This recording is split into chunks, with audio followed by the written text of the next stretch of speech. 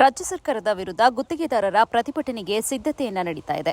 March 6ರಂದು ಬೆಂಗಳೂರಿನ freedom ಪಾರ್ಕ್ನಲ್ಲಿ ಮಹಾ ಪ್ರತಿಭಟನೆ ಹಮ್ಮಿಕೊಳ್ಳಲಾಗಿದೆ ಎಂದು ರಾಜ್ಯ ಗುತ್ತಿಗೆದಾರರ ಅಂಗದ ರಾಜ್ಯ ಉಪಾಧ್ಯಕ್ಷ ಕಾರ್ಲೆ ಇಂದ್ರೇಶ್ ಮಾಹಿತಿ ನೀಡಿದ್ದಾರೆ.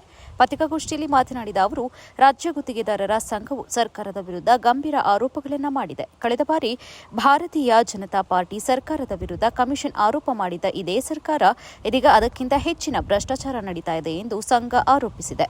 ಕೆಂಪಣ್ಣ ನೀಡಿದ ಆಧಾರಗಳನ್ನು ಮುಂದಿಟ್ಟುಕೊಂಡು ಸರ್ಕಾರ ಅಧಿಕಾರಕ್ಕೆ ಬಂದಿತ್ತು. ಆದರೆ ಈಗ ಗುತ್ತಿಗೆದಾರರನ್ನೇ ಬೀದಿಗೆ ಬರುವ ಪರಿಸ್ಥಿತಿಗೆ ತಳ್ಳಲಾಗಿದೆ ಎಂದು ಅಸಮಾಧಾನ ವ್ಯಕ್ತಪಡಿಸಿದರು. ಸುಮಾರು 37,000 ಕೋಟಿ ರೂಪಾಯಿ ಗುತ್ತಿಗೆ ಹಣ ಬಾಕಿ ಇದ್ದು, ಕಳೆದ ಸರ್ಕಾರದ ಅವಧಿಯಲ್ಲಿ ನಡೆದ ಕಾಮಗಾರಿಗಳು ಇನ್ನೂ ಬಿಲ್ ಪಾವತಿಯಾಗಿಲ್ಲ. ಸಾಲ ಸೂಲ ಮಾಡಿ ಗುತ್ತಿಗೆದಾರರು ಕೆಲಸ ನಿರ್ವಹಿಸುತ್ತಿದ್ದಾರೆ. ಆದರೆ ರಾಜ್ಯ ಸರ್ಕಾರ ಗುತ್ತಿಗೆದಾರರನ್ನ ಸಂಪೂರ್ಣವಾಗಿ ಕಡೆಗಣಿಸಿದೆ ಎಂದು ದೂರಲಾಗಿದೆ ಎಂದು ತಿಳಿಸಿದರು. ಈಗಲಾದರೂ ಬಾಕಿ ಬಿಲ್ ಪಾವತಿಸಬೇಕು, ಇಲ್ಲವಾದರೆ ಜೀವನ ನಡೆಸುವುದು ಕೂಡ ಕಷ್ಟವಾಗಲಿದೆ. ಬಿಲ್ ಪಾವತಿಸದಿದ್ದರೆ ಕಾನೂನು ಹೋರಾಟಕ್ಕೆ ಸಿದ್ಧರಿದ್ದೇವೆ ಎಂದು ತಿಳಿಸಿದರು. ಎಲ್ಲರಿಗೂ ವಾಹನ ಸೌಕರ್ಯವನ್ನು ಸಹ ಪ್ರತಿ ತಾಲೂಕುಗಳಿಗೆ ವಾಹನವನ್ನು ಹಾಸನ ಜಿಲ್ಲಾ ಗುತ್ತಿಗೆದಾರರ ಸಂಘದಿಂದ ವ್ಯವಸ್ಥೆ ಮಾಡಿದ್ದೀವಿ. ಬೆಳಗ್ಗೆ 6 ಗಂಟೆಗೆ ಬಿಟ್ಟು ನಾವು 10 ಗಂಟೆಗೆ ಬೆಂಗಳೂರು ತಲುಪ್ತೀವಿ.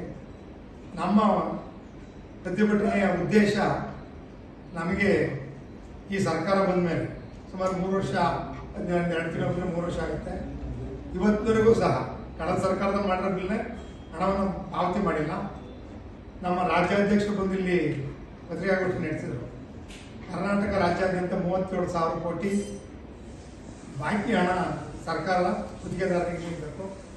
ನಮ್ಮ ಹಾಸನ ಜಿಲ್ಲೆ ಒಂದರಲ್ಲೇ 1,200 ಕೋಟಿ ಬಾಕಿ ಬಿಲ್ಗಳು ಪೆಂಡಿಂಗ್ ಇದೆ. ಇಲ್ಲಿ ಹಾಸನ ಜಿಲ್ಲೆಯಲ್ಲಿ ಪಿಡಬ್ಲ್ಯೂಡಿ 293 ಕೋಟಿ ಇದೆ.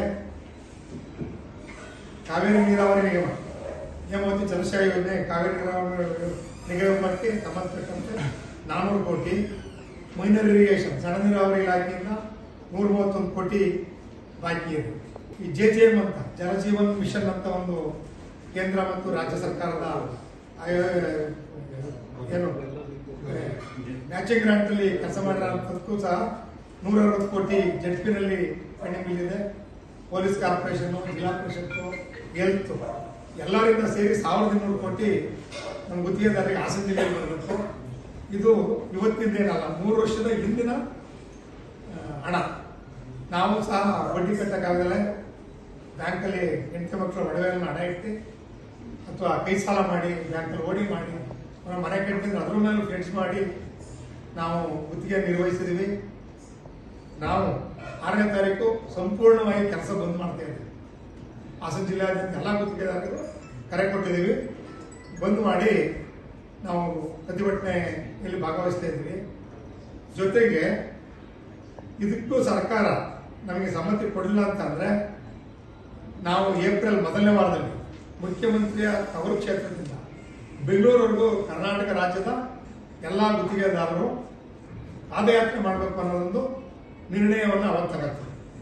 ಅವರು ಅವತ್ತು ಕರೆದು ನಮಗೆ ಸಂಧಾನ ಮಾಡದಲ್ಲೇ ಹೋದ್ರೆ, ಜೊತೆಗೆ ನಮಗೆ ಹಿಂದಿನ ಸರ್ಕಾರಗಳು, ನಾನು 42 ವರ್ಷದ ಕಾಂಟ್ರಾಕ್ಟ್, ಹಿಂದಿನ ಸರ್ಕಾರಗಳು ಸಾಮಾನ್ಯವಾಗಿ ಒಂದು 70% ಮಾರ್ಚ್ 31ನೇ ತಾರೀಕೊಳಗೆ ನಮಗೆ ಹಣ ಬಿಡುಗಡೆ ಮಾಡೋದು. ಎಲ್ಲ ಇಲಾಖೆ ಅಕೌಂಟ್ಸ್ ಕ್ಲೋಸ್ ಅಂತೇಳಿ ಏನ್ ಮಾಡ್ತಾರೆ ಅಂದ್ರೆ ಕಾಮಗಾರಿ ನಿರ್ವಹಿಸೋದ್ರಲ್ಲಿ ಮಾರ್ಚ್ ಟು ಮಾರ್ಚ್, ನಮಗೆ ಇಯರ್ ಎಂಡ್ ಅಂದ್ರೆ ಡಿಸೆಂಬರ್ ಅಲ್ಲ, ಮಾರ್ಚ್ 31ಕ್ಕೆ ನಮ್ಮ ಲೆಕ್ಕಪತ್ರಗಳನ್ನ ಕ್ಲೋಸ್ ಮಾಡಿ ನಮಗೆ ಕೊಡಬೇಕಾದಂತ ಹಣ ಕೊಡೋರು ಇದೆಯಲ್ಲ ಸಾಂಪ್ರದಾಯಿಕವಾಗಿ.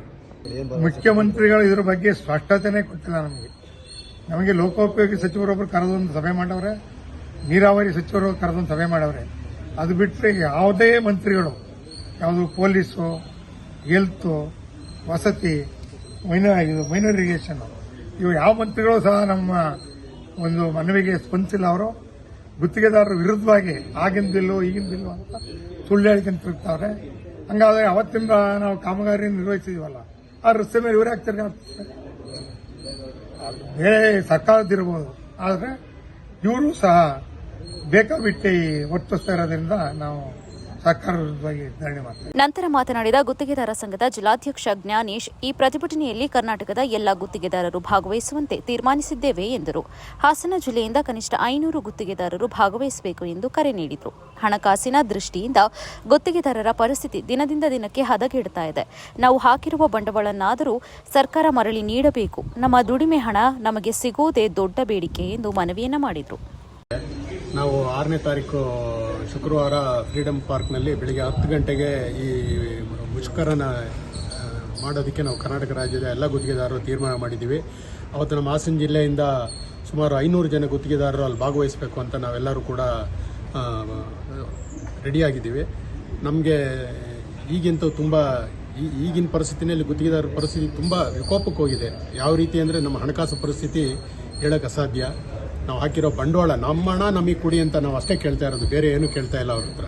ನಮ್ಮ ಹಣನ ನಮಗೆ ಟೈಮಿಗೆ ಸರಿಯಾಗಿ ಹಿಂದೆ ಹೇಗೆ ಕೊಡ್ತಾಯಿದ್ರು, ಹಿಂದೆ ನಮಗೆ ಅಟ್ಲೀಸ್ಟ್ ಮಾರ್ಚ್ ಎಂಡ್ನಲ್ಲಿ ನಮ್ಮದು ಆಲ್ಮೋಸ್ಟ್ ನಮ್ಮ ಬಿಲ್ಲಲ್ಲಿ 70 to 60% ಬಿಲ್ನ ಕ್ಲಿಯರ್ ಮಾಡ್ತಾಯಿದ್ರು. ಅಟ್ಲೀಸ್ಟ್ ಅಷ್ಟು ಮಾಡಿಕೊಟ್ರೂ ಕೂಡ ನಮ್ಮ ಗುತ್ತಿಗೆದಾರರಿಗೆ ಎಷ್ಟೋ ಸಹಕಾರ ಸಿಕ್ದಂಗೆ ಆಗುತ್ತೆ. ಇದನ್ನೆಲ್ಲ ಪರಿಹರಿಸ್ಕೊಡ್ಬೇಕು ಅಂತ ಹೇಳಿ ನಾವು ಈಗ ಸಣ್ಣ ಪುಟ್ಟ ಗುತ್ತಿಗೆದಾರರು ಎಲ್ಲೋ ಬಡ್ಡಿ ಸಾಲನೋ ಅಥವಾ ಒಡವೆ ಏನೋ ಒಂದು ಕೆಲಸ ಮಾಡಬೇಕು. ಹೌದು, ಖಂಡಿತ ನಾವು ಉಳಿಯುತ್ತೆ ಕಾರಣಕ್ಕೋಸ್ಕರ ಮಾಡಿರ್ತೀವಿ ಸರ್. ಅವ್ರ ಪರಿಸ್ಥಿತಿ ತುಂಬ ವಿಕೋಪಕ್ಕೆ ಹೋಗಿದೆ ಸರ್. ಮಗಳು ಫೀಸ್ ಕಟ್ಟೋಕ್ಕೂ ಕೂಡ ತೊಂದರೆ ಆಗಿದೆ. ಆ ಪರಿಸ್ಥಿತಿನಲ್ಲಿ ಇದ್ದಾರೆ ಗುತ್ತಿಗೆದಾರರು. ನೀವು ಕೆಲವೆಲ್ಲ ನೋಡ್ತಾ ಇದ್ದೀರಾ ನೀವೇನೆ. ಕೆಲವರೆಲ್ಲ ಆತ್ಮಹತ್ಯೆ ಕೂಡ ಮಾಡ್ಕೊಂಡಿರೋದು ಪ್ರಕರಣಗಳು ಕೂಡ ತಮಗೆ ಬಂದಿದೆ, ನಿಮಗೆ ಮಾಹಿತಿಗಳು. ಮತ್ತು ಯಾವ ರೀತಿ ಹರಾಜು ಆಗ್ತಿದೆ ಗುತ್ತಿಗೆದಾರಿಗೆ ಅನ್ನೋದನ್ನು ಕೂಡ ಕೆಲವೆಲ್ಲ ನೀವೇ ಬಹಿರಂಗಪಡಿಸಿದ್ದೀರಾ. ಅದು ಗೊತ್ತಾಗಿದೆ, ನಿಮ್ಮಿಂದಲೂ ಗೊತ್ತಾಗಿದೆ. ಕರ್ನಾಟಕ ಜನತೆಗೆ ನಿಮ್ಮಿಂದಲೇ ಎಲ್ಲ ವಿಷಯ ಗೊತ್ತಾಗ್ತಿದೆ. ಈಗಂತೂ ಗುತ್ತಿಗೆದಾರರ ಪರಿಸ್ಥಿತಿ ಯಾವ ರೀತಿ 37,000 ಕೋಟಿ ದುಡ್ಡು ಗುತ್ತಿಗೆದಾರರು ಸರ್ಕಾರದಲ್ಲಿ ಇದೆ ಅಂದರೆ ಆ ಪರಿಸ್ಥಿತಿ ಹೇಗಿರುತ್ತೆ ಗುತ್ತಿಗೆದಾರರು ಲೆಕ್ಕ ಹಾಕಿ. ಅಷ್ಟೇ ಕಮಿಟ್ಮೆಂಟ್ ಬ್ಯಾಂಕಲ್ಲಿ ಇರುತ್ತೆ ಅವ್ರಿಗೆ. 37,000 ಕೋಟಿ ದುಡ್ಡು ಯಾರು ಮನೆಯಿಂದ ತೊಗೊಂಡೋಗಿ ಹಾಕಿರಲ್ಲ.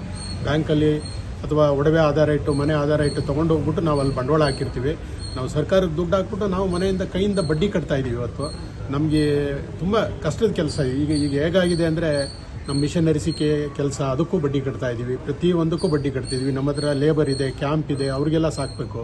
ತುಂಬ ವಿಕೋಪಕ್ಕೆ ಹೋಗಿದೆ ನಮ್ಮ ಪರಿಸ್ಥಿತಿ. ಹಾಗಾಗಿ ನಾವು ಈ ಹೋರಾಟನ ನಾವು ತಗೊಂಡಿದ್ದೀವಿ.